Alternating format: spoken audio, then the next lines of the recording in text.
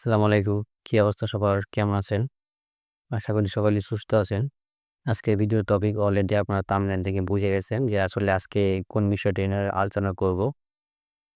তো উপবৃত্তি সংক্রান্ত কিছু তথ্য আপনাদের কাছে শেয়ার করব এবং উপবৃত্তির লাস্ট আপডেট এবং টাকা কবে পাবেন সে বিষয়ে একটু কথা বলবো আরকি।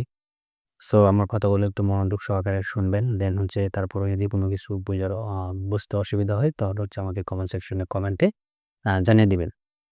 তো ফার্স্ট অফ অল আসি উপবৃত্তি সংক্রান্ত যে তে তো উপবৃত্তি সংক্রান্ত আগের যাদের অ্যাকাউন্টে সমস্যা ছিল অনেক যাদের কেওয়াইসি কমপ্লিট করা ছিল না তাদের কিন্তু শিক্ষা প্রতিষ্ঠান থেকে অবশ্যই নোটিশ দিয়েছে এবং যাদের অ্যাকাউন্টে কেওয়াইসি সমস্যা ধরে কিন্তু আ সবাইকে আরকি এই খবরটা জানাইছে আরকি।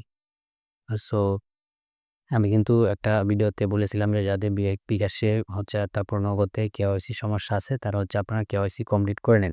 যারা সবকিছু সম্পূর্ণ করছেন তারা তো আলহামদুলিল্লাহ। এখন পর্যন্ত যারা আপনার কেওয়াইসি কমপ্লিট করেন নাই ১-২ দিনের মধ্যে আপনারা বিকাশ বা নগদের যে কেওয়াইসিটা আছে সেটা সম্পূর্ণ করে নেন। আদারওয়াইজ কিন্তু আপনারা পেমেন্টটা পাবেন না আরকি। যাই হোক এখন আসা যাক আসলে উপবৃত্তির টাকা আমরা যে পাবো সেটা কি আমরা ১ কিস্তির টাকা পাবো নাকি ২ কিস্তিরটা একসাথে পাবো আরকি। কারণ আমরা তো টাকা পাওয়ার কথা ছিল জানুয়ারিতে। আমরা তো জানুয়ারিতে পেলাম না যারা পুরাতন আছেন আরকি। তো আমরা কি ২ কিস্তির টাকা একসাথে পাবো কিনা?